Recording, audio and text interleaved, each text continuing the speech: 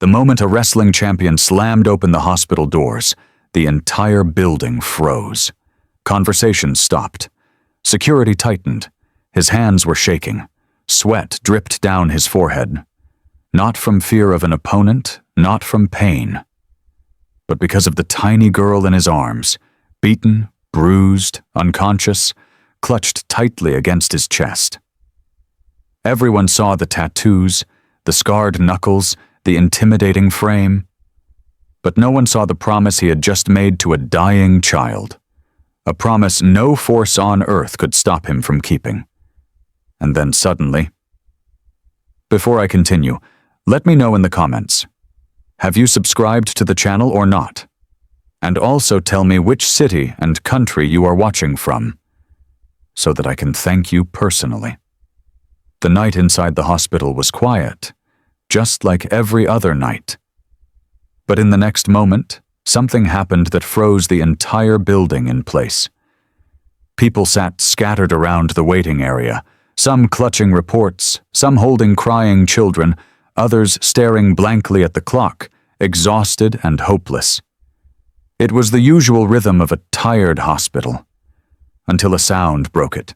Heavy footsteps. Slow at first, then louder. Then so heavy they sounded like something massive was approaching. And then, the main door burst open.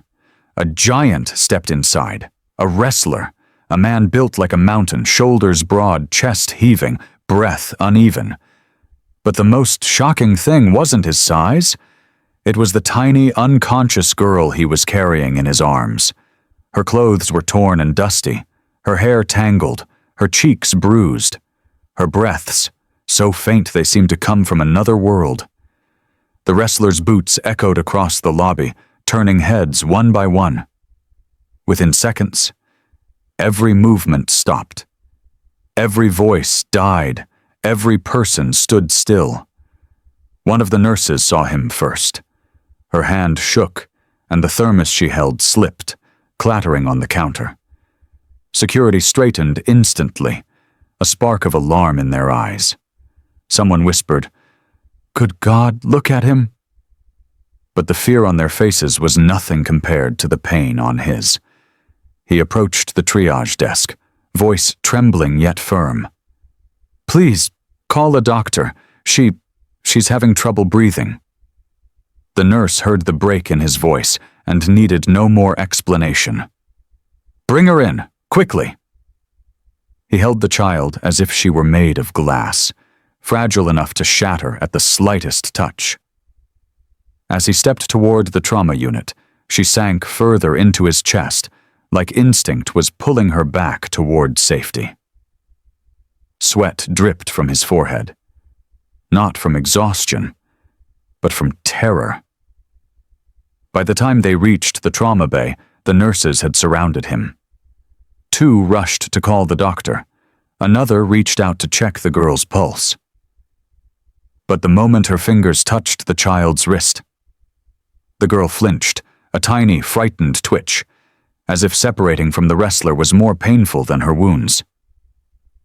The nurse froze. The wrestler spoke softly, voice cracking. "She won't let go.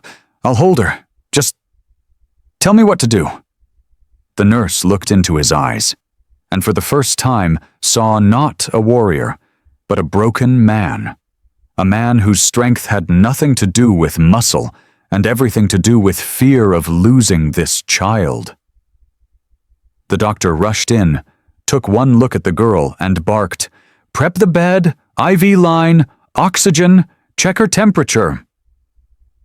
The wrestler tried to lay the child on the bed, but the second he moved her even an inch away, her tiny fingers clutched his shirt again, a weak, desperate grasp. The doctor paused. Everyone did. The wrestler lowered his voice, almost a whisper. "I'm right here. I'm not leaving. Just... please save her." The doctor nodded. "All right. Stay with her. Just let us work." Behind the curtain, the entire hospital watched in stunned silence. A man who looked like he had survived wars, his body full of scars and power, was trembling like a child before a fragile little girl. Someone whispered, Who is he?" The nurse answered quietly, "I don't know. But right now he looks nothing like a wrestler. He looks like a father." The wrestler stayed by the girl's side, eyes locked on her fragile breaths, as if her fading heartbeat was connected directly to his own.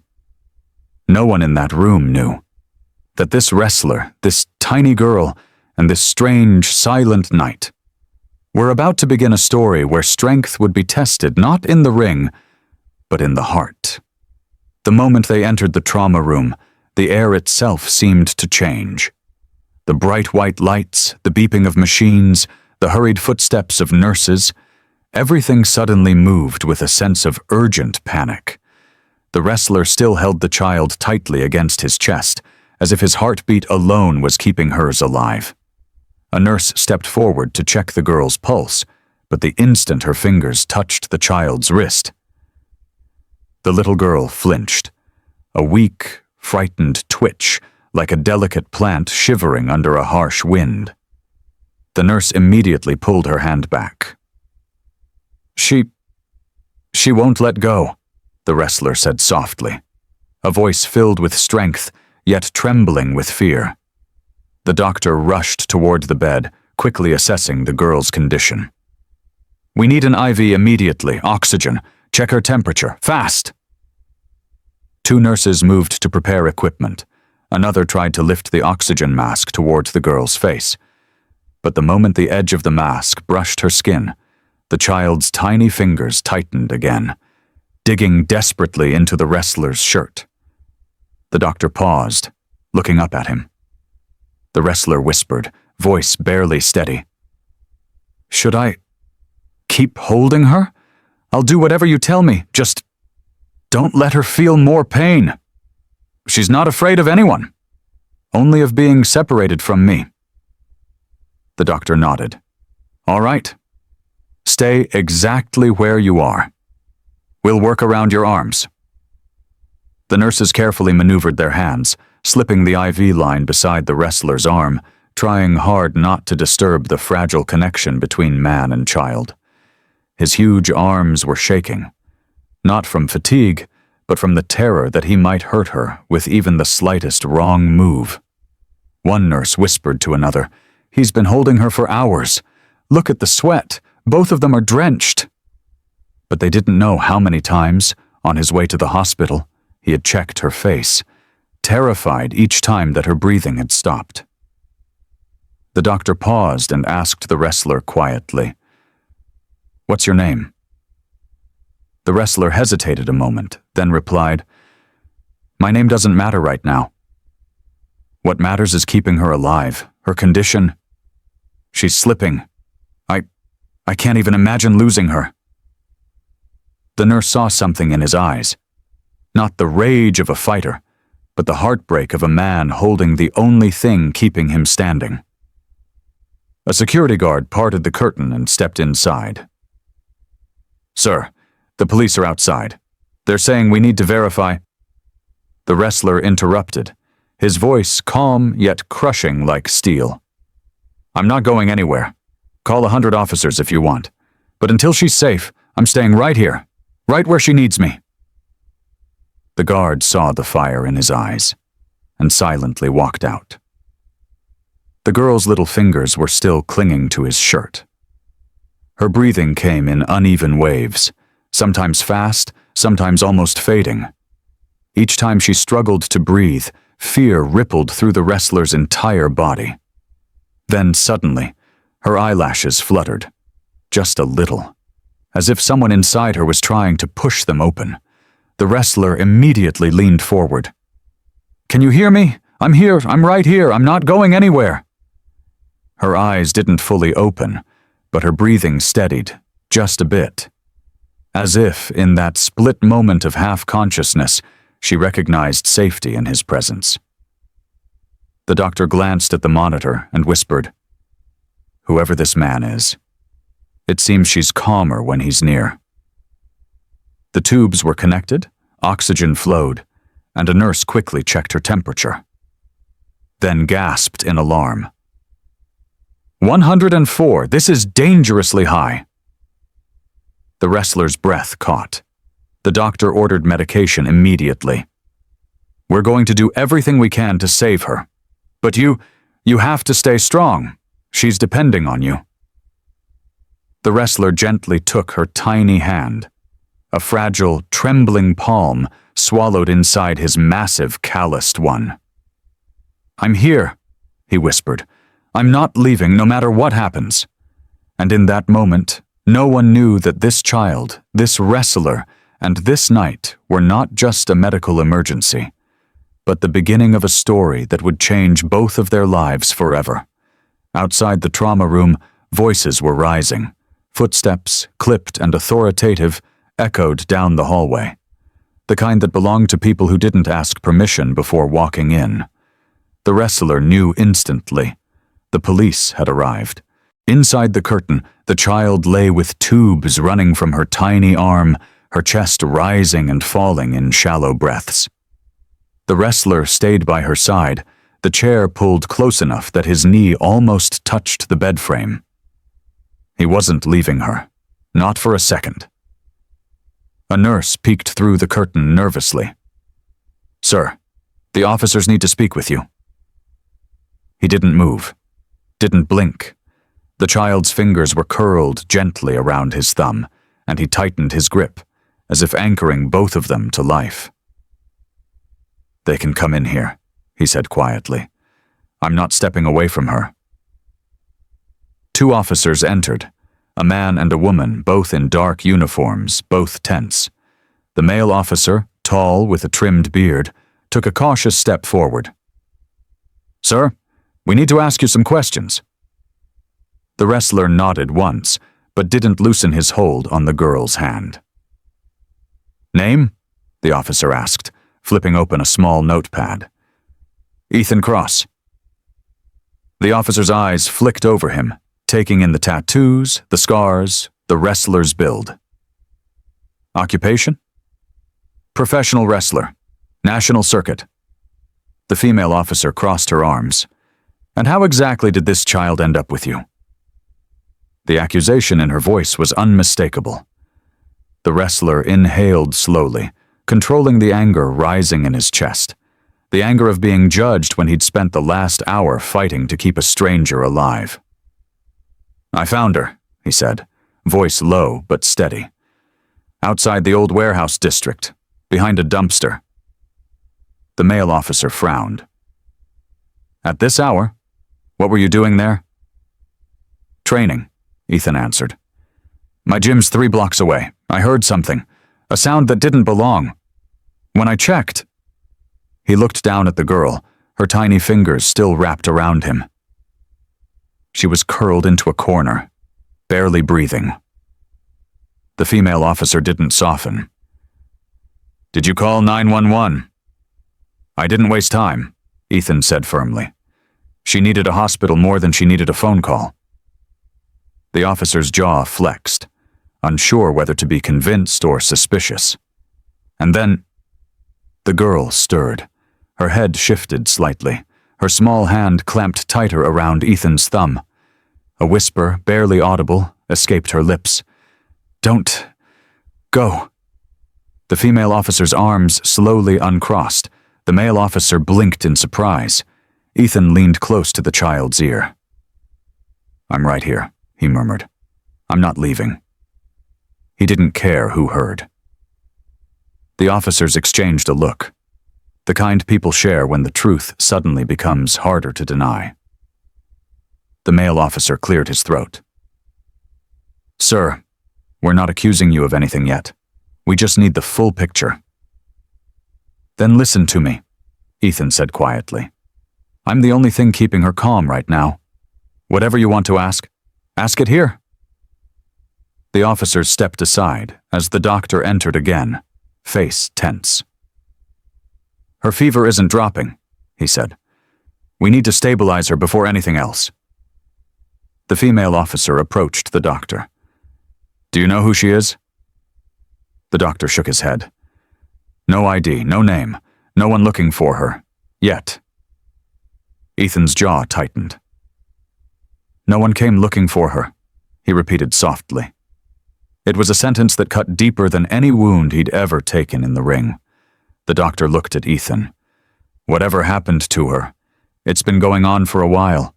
Multiple injuries, some old, some new." Ethan closed his eyes. His hand trembled in the child's grip. "Who would let her suffer like this?" he whispered.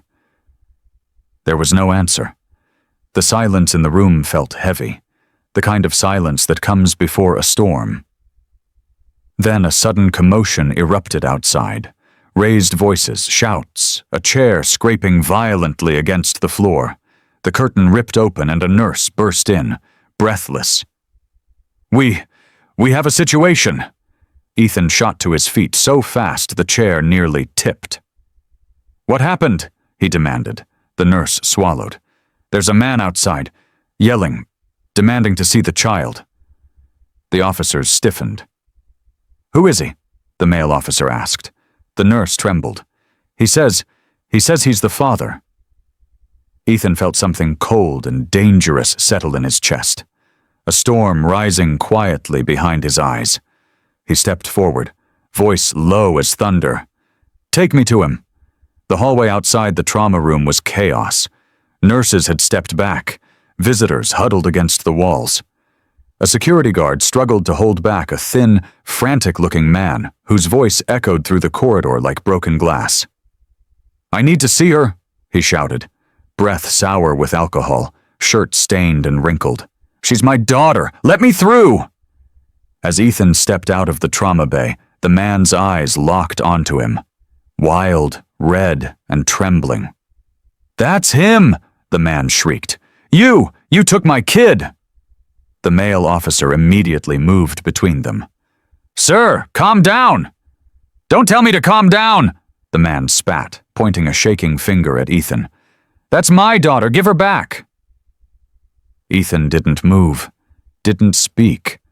He only stared, a cold, piercing stare that made the man stumble a step backward. The female officer stepped in front of the frantic man. "What's your name?" The man wiped his nose, sniffed hard.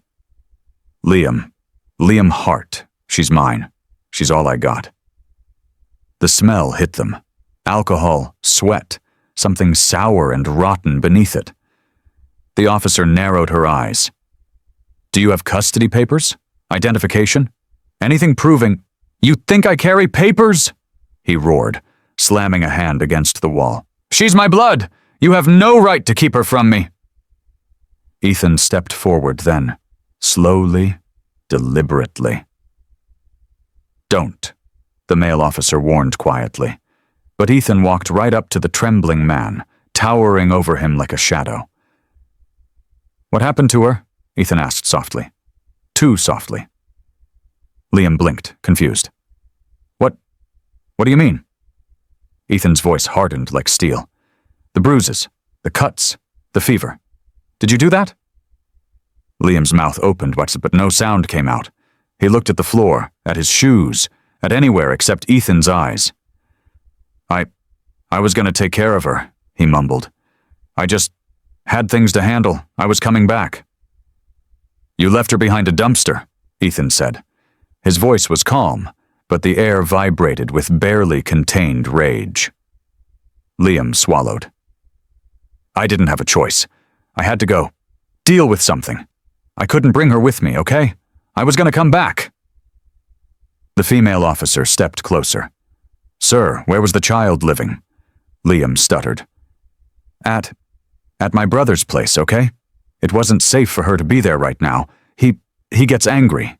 He's got people coming in and out all the time. I needed a minute. I just needed to fix things." "Fix things?" Ethan repeated through clenched teeth. Liam's eyes darted up, watery and wild. "I swear, I didn't mean to hurt her. I needed a drink, just one drink. And I fell asleep. By the time I woke up, she was gone. I thought someone took her. I've been looking for her for hours." The officer looked him over carefully. "Sir, you're intoxicated." "No," Liam shouted. "I'm fine. I need my daughter. Let me see her." Ethan felt his jaw tighten. "You don't get to see her." Liam snapped his head toward him. "Who the hell are you?" he spat. "You think you're some kind of hero? You don't know me?" "I know enough," Ethan said. "You left her in the dark, alone, injured, scared. You walked away." Liam's face twisted with shame and anger. "I'm her father," he whispered. She's all I got left." Ethan's voice dropped to a dangerous, quiet heat. "Then why wasn't she enough to stay sober?" Liam's breath caught. The hallway went silent. Nurses watched from a distance. Security hovered nearby, unsure whether to intervene. The male officer finally stepped between them. "Liam Hart, you need to come with us. We need a full statement, and you're not seeing the child until CPS approves it." "No!" Liam panicked, grabbing the officer's arm. Please, she needs me." "She needed you earlier," Ethan said coldly. "Where were you then?" Liam's shaking legs finally gave out. He slid down the wall, sobbing, raw, ugly, desperate tears of a man drowning in his own failures. "She's my baby. She's my little girl. I didn't mean to leave her. I didn't mean—" The officers lifted him gently. Ethan watched, silent. He didn't feel triumph. He didn't feel anger anymore. He felt something heavier, a sorrow he didn't expect. Because this wasn't a monster. This was a broken man who broke someone smaller than himself. As the officers led Liam away, the female officer turned to Ethan. "We'll need your statement soon." He nodded. But his eyes drifted back to the trauma room curtain, to the tiny hand that held on to him like he was the only solid thing in her world. "I'm not going anywhere," he murmured. Not while she needed him. Not while danger still lingered outside these walls. The hallway grew quiet after Liam was escorted away, but the quiet didn't bring peace. It brought tension. A different kind of tension. One that settles deep inside the ribs and whispers that something worse is coming. Ethan stood just outside the trauma room, arms folded. Not in anger, but in a silent vow not to let anything take that child from him. Inside, machines beeped steadily. The girl lay curled under a thin blanket, her tiny chest rising and falling like a fragile secret. He wasn't her father. He wasn't even family. But fate didn't seem to care, and neither did he. A soft voice broke the silence. "Mr. Cross?" Ethan turned. A woman stood in the hallway, mid-40s, neat blazer, tired eyes, a clipboard hugged to her chest. Her ID badge read, "Linda Harrow, Child Protective Services." Her presence alone changed the air. "Are you the one who brought her?" she asked gently. "Yes." "I need to speak with you." He didn't move. "My place is here." "I understand," she said softly. "But this is about the child's immediate placement." Ethan's jaw tightened. He followed her a few steps away from the trauma bay, just enough that he could still see the curtain out of the corner of his eye. Linda opened her file. "We know very little about her. No identity, no age, though the doctor estimates around 5. No medical history." Her voice lowered. "And her condition indicates long-term neglect, possibly abuse." Ethan's jaw clenched so tight a muscle jumped along his cheek. Linda continued. "As per protocol, once she stabilizes, she will be transferred to a foster facility until we can investigate her background." "No." The word slipped out before he could soften it. Linda blinked. "Excuse me?" "She's not going to a facility." "Mr. Cross," she said calmly, "I understand your concern, but this is the law. You are not a legal guardian. You have no custodial rights. And from the hospital's perspective, you are still a stranger to her." "A stranger?" Ethan breathed, almost laughing. "For hours she hasn't let go of my hand. She wakes up. She looks for me. She relaxes when I'm near." He pointed toward the trauma bay. She's terrified of the world, but she trusts me." Linda didn't look convinced. "Attachment during distress is common in children. It doesn't mean she should be placed in your care." "Placed where then?" Ethan demanded. "A place with 10 children in a room? A nightstaff stretched too thin to even hear her cry? She'll break." Linda exhaled. "I understand you're emotional." "Emotional?" Ethan stepped closer, not threatening but with a raw intensity that made her pause. "You didn't see her behind that dumpster, alone, shaking, barely breathing." He swallowed hard. "You didn't see what fear looks like in a child too young to even ask for help." For a moment, Linda's facade cracked. A flicker of sympathy passed through her eyes. But then protocol reasserted itself. "Mr. Cross, your intentions may be good, but I cannot legally allow her to remain with you. Not without background checks, home visits, references, all of which take time." Ethan shook his head. "She doesn't have time." He didn't mean medically. He meant emotionally, spiritually, deep in that place where broken things decide whether to trust life again or hide forever. Linda waited for him to calm down, but he didn't. "Look," she said, voice softening just slightly. "I'm not against you. You clearly care. But we can't just hand a traumatized child to the first adult she clings to." Before she could finish, a nurse rushed down the hallway. "Linda, you need to see this."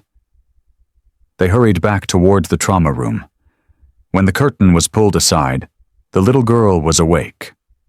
Half sitting, trembling, eyes full of terror. She wasn't looking at the nurses. Not at the doctor. Not at Linda. She was looking for him. The moment she saw Ethan in the doorway, her shaking eased, just slightly. A small hand lifted weakly from the blanket, not reaching for the nurse, not for the doctor, for him. Linda watched in stunned silence. The girl's cracked whisper broke the air. "Don't go." Ethan stepped forward instantly, kneeling beside the bed, taking her small hand in his. "I'm here," he whispered. "I'm right here." The girl stared at him, eyes too old for her tiny face, eyes that held nights of fear and hunger and abandonment. Then she leaned slightly toward him, the faintest gesture of trust. The room went silent. Linda swallowed. Her pen fell slightly limp in her hand.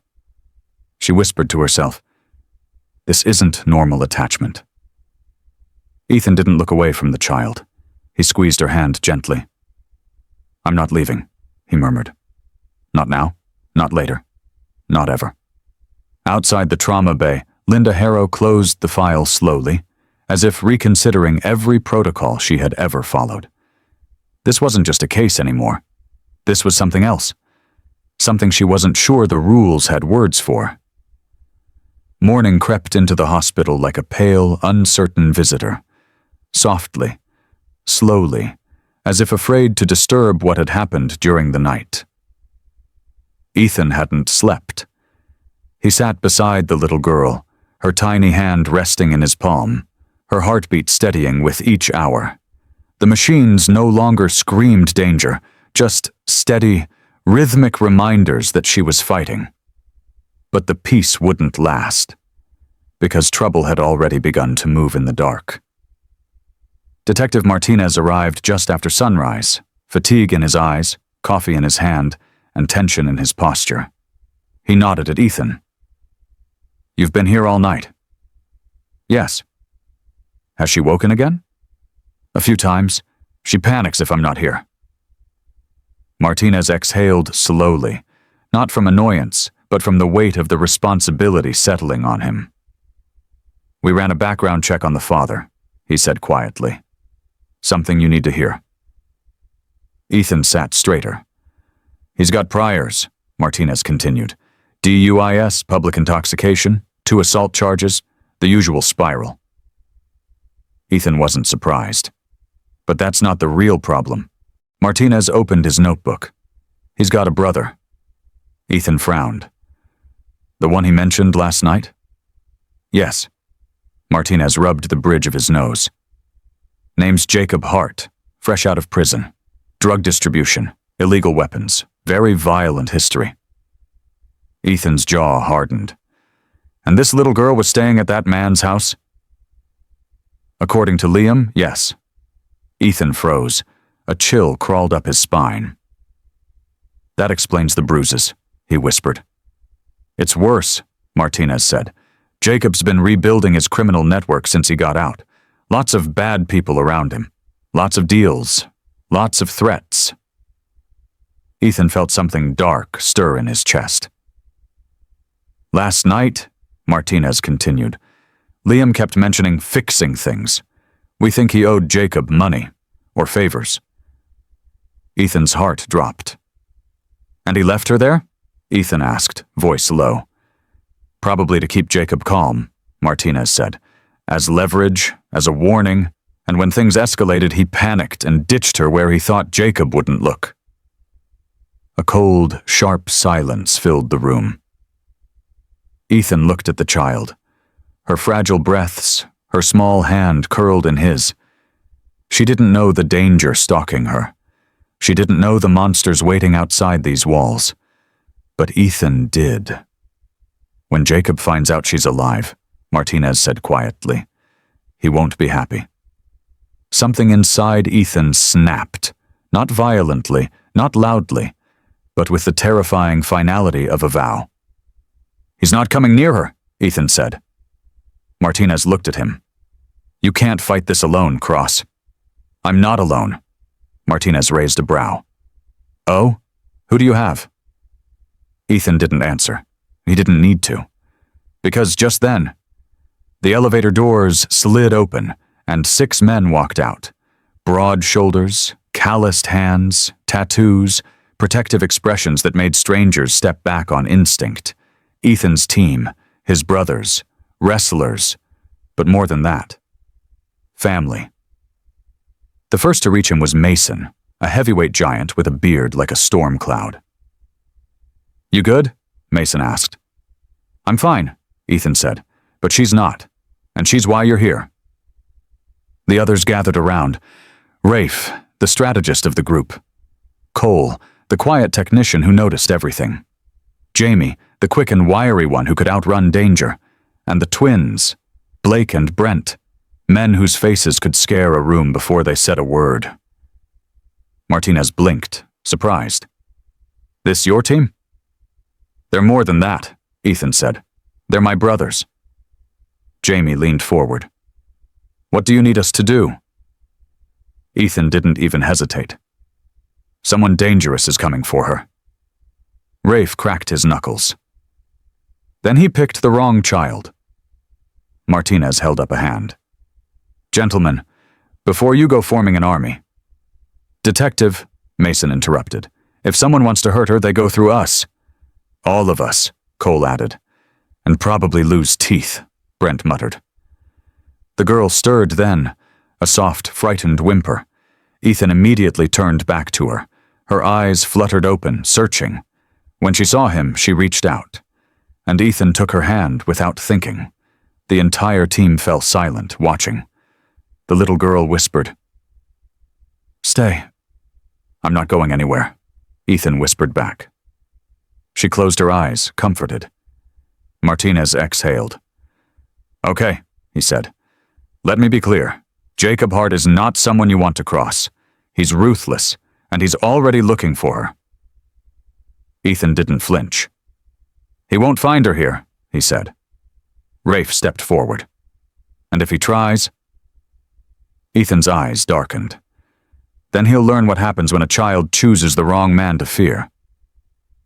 There was no bravado in his voice, no arrogance, just truth, raw and absolute.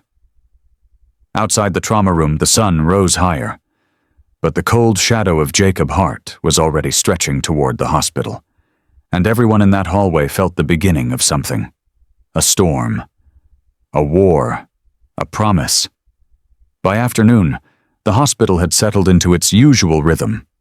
Patients shuffling through hallways, nurses hurrying from one room to another, the faint scent of antiseptic clinging to everything. But room 213 was not like the rest. Inside, a quiet tension pulsed in the air. Ethan sat at the bedside, his chair pulled close, his team stationed like silent sentinels in the hallway outside. The little girl had slept for hours, deep, heavy sleep, the kind the body takes when it's finally not afraid. But healing didn't erase fear. It only paused it. And everyone knew the pause was ending soon. A soft sound broke the silence, a tiny whimper, a rustle of blankets. Ethan leaned forward instantly. Her eyelashes fluttered, then lifted, slowly, hesitantly, as if the world might punish her for opening them. Her eyes, big, brown, and too old for her small face, looked around the room in confusion. Then fear. And then they found him. Ethan. Her grip on the blanket loosened. Her breathing steadied. A subtle trust flickered across her bruised features. "Hey," Ethan whispered, voice softer than he'd ever used in his life. "You're okay." Her lips parted, but no sound came out. She swallowed, throat dry. "It's okay," Ethan said again. "You're safe now."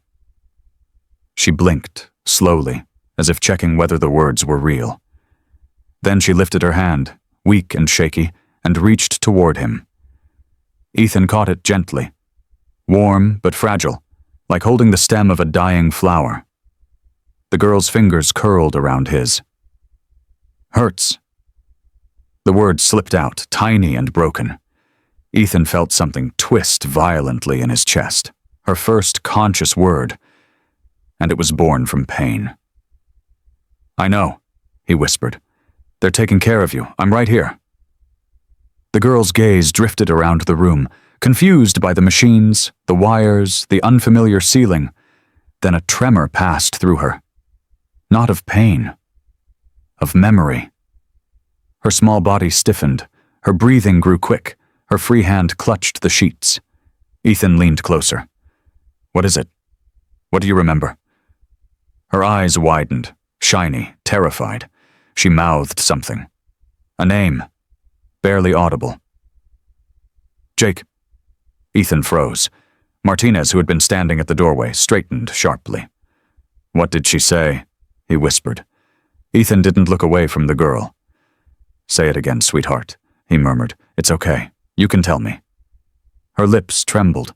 A tear slid down her cheek. "Jake," she whispered again, voice cracking. She didn't know she'd just handed them something explosive. "Jacob Hart," Martinez muttered. "She remembers him." The girl squeezed Ethan's fingers, harder than a child her size should be able to. "He'll come," she sobbed. "He said he'll find me." Her entire body shook. Ethan's pulse spiked, anger and protectiveness flooding every nerve. "No," he said firmly. "He won't. Not while I'm here." She looked up at him, desperate. "You stop him?" Ethan didn't hesitate. "Yes."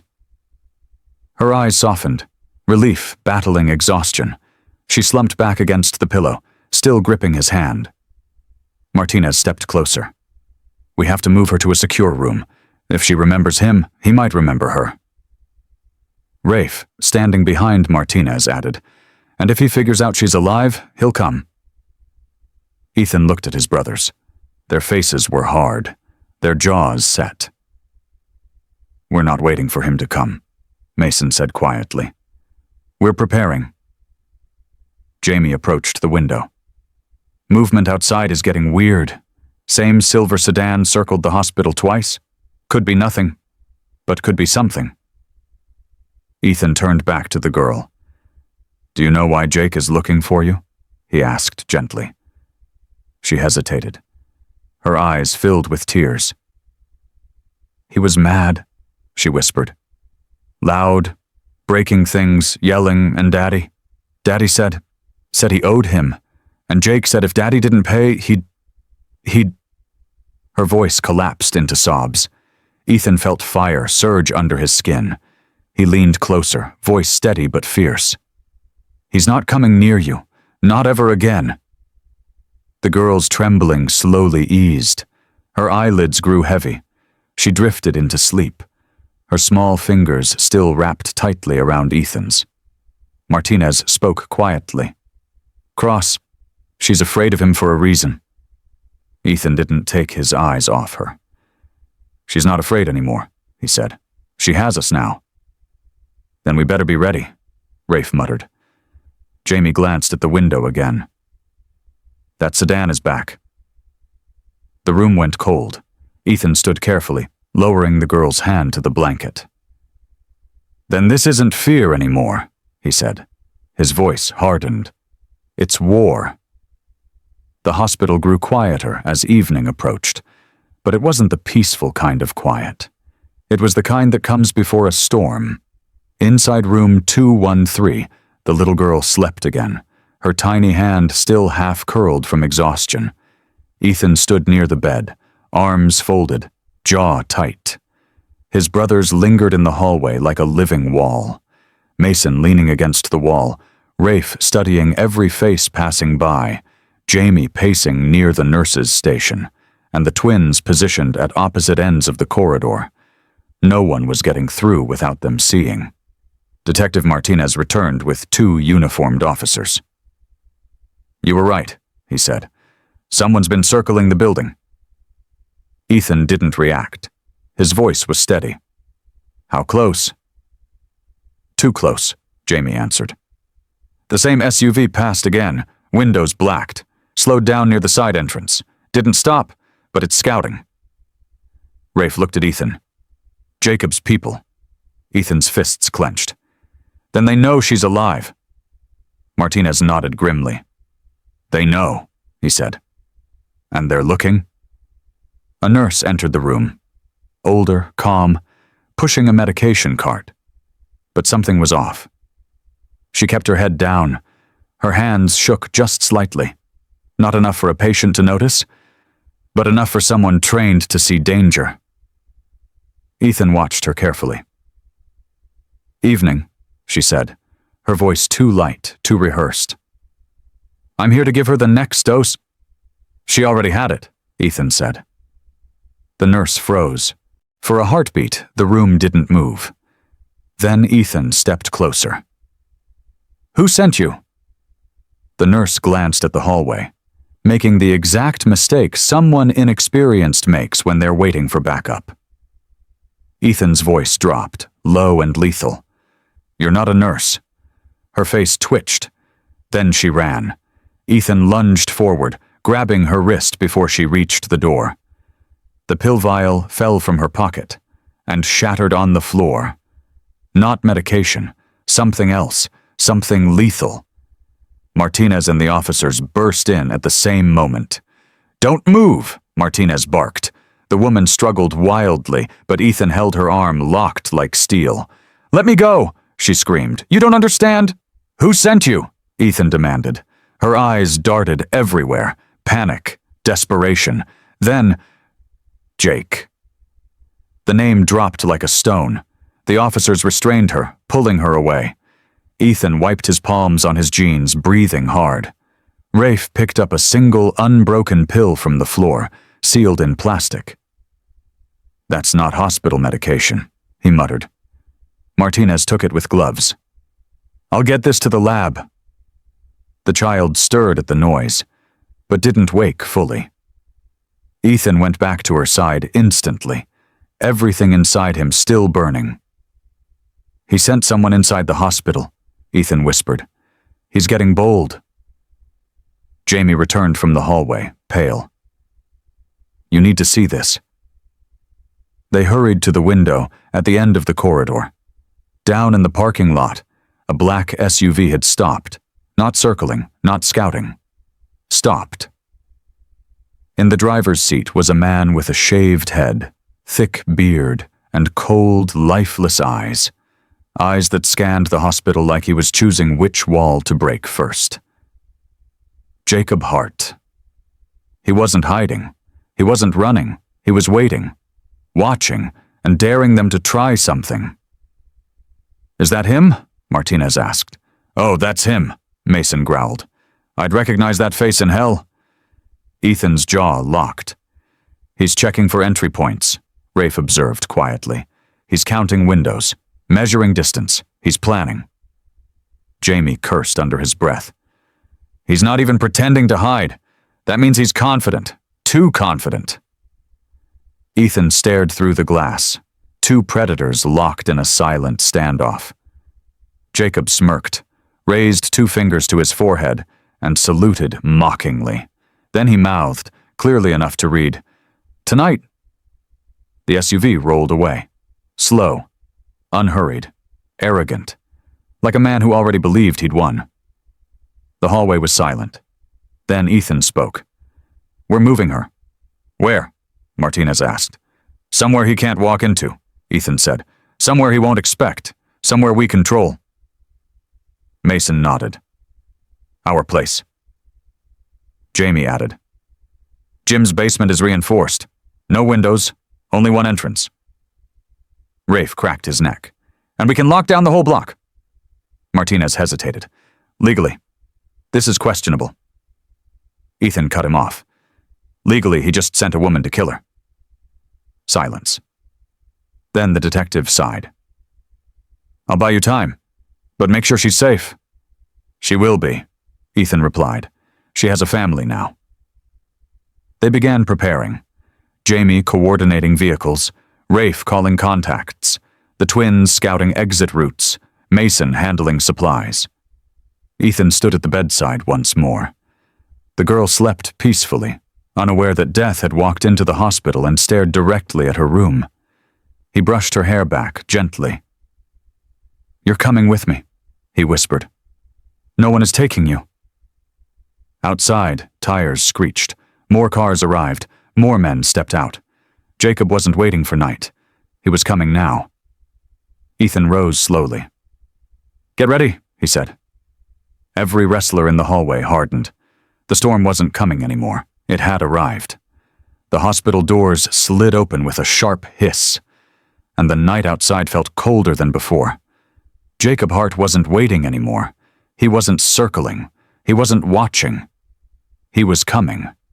Ethan didn't waste a second. "Mason, you carry her," Ethan said.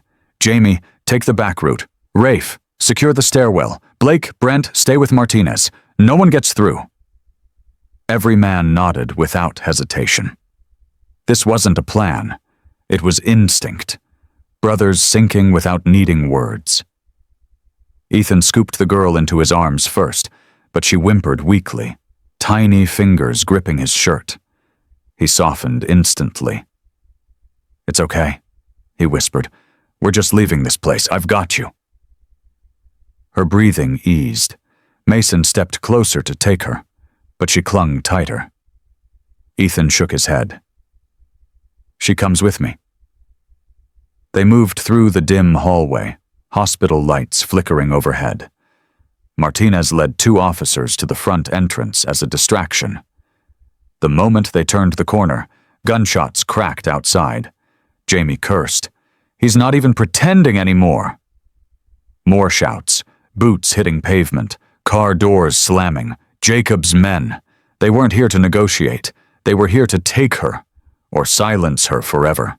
Ethan tightened his hold on the girl as she buried her face in his chest. "Close to me," he ordered the team.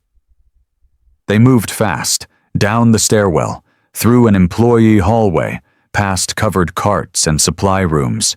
Every sound was amplified, every footstep, every breath. When they reached the service exit, Jamie peeked through the narrow window. "Two men outside," he whispered, "armed."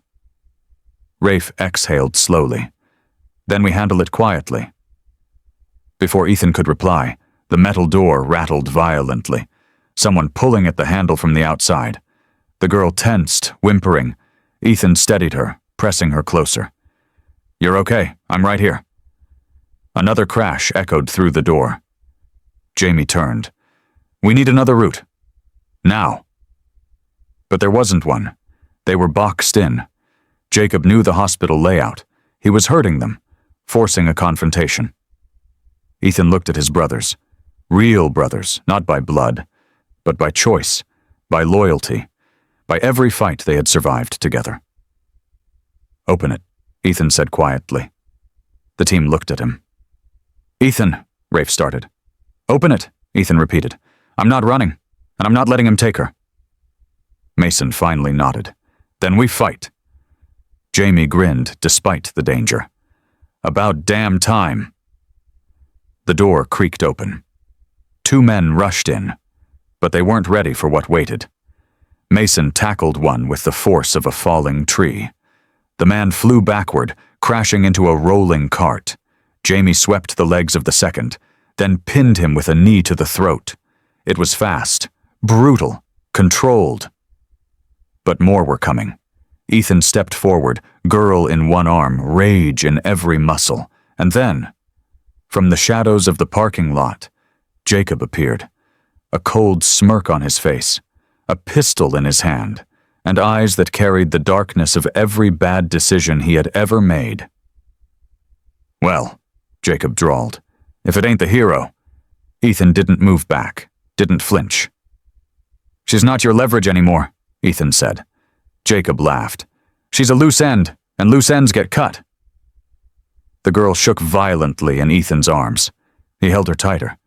"You'll never touch her again." Jacob lifted the gun. But he wasn't the only one with eyes. A flash of blue, Martinez stepped out from behind a parked car with officers aiming high. "Drop the weapon, Jacob." Jacob didn't. He aimed at Ethan. The world froze. Ethan shifted, turning his body to shield the girl. A deafening crack, a shout, scrambling feet. The girl screamed, but Ethan didn't fall. Jacob did. Martinez had fired first, a single perfect shot, shattering the gun from Jacob's hand and sending him crashing to the asphalt. Officers swarmed him instantly. Ethan sank to his knees, holding the girl close as she sobbed into his neck. "It's okay," he whispered, voice breaking. "It's over. I've got you. I've got you." His brothers formed a circle around them, not to fight, but to protect. The girl trembled in his arms, then slowly whispered against his shoulder, "Don't leave me." Ethan closed his eyes, jaw trembling, and held her tighter. "I won't," he whispered. "I promise. I'm your family now." The wrestlers stood together, a wall of strength around the smallest soul among them. And for the first time, she believed she wasn't alone. The storm had passed. But their story was just beginning. There are children in this world who carry wounds we can't see, fears we can't hear, and scars that aren't on their skin, but deep in their hearts. Some are abandoned. Some are used as leverage. Some are hurt by the very people who were supposed to protect them. But sometimes, hope walks in the form of a stranger who chooses to fight, a stranger who refuses to walk away, a stranger who becomes family, not by blood, but by love, protection, and courage. If you see a child in pain, don't turn your face away. One moment of bravery can change an entire life. Be the person a broken child can trust. Be the voice they don't have. Be the safe place they deserve. Because sometimes heroes don't wear capes. Sometimes they're fighters, wrestlers, neighbors, or ordinary people who simply choose to do the right thing. And that choice can save a life. If this story touched your heart, hit like, tap subscribe, and share this video with someone who still believes that humanity can be powerful and love can be stronger than fear. Turn on notifications because more real, emotional stories are coming. Stories that remind us that heroes still walk among us. Thank you for watching. Stay kind, stay brave, and never stop fighting for the innocent. Yellow Heart,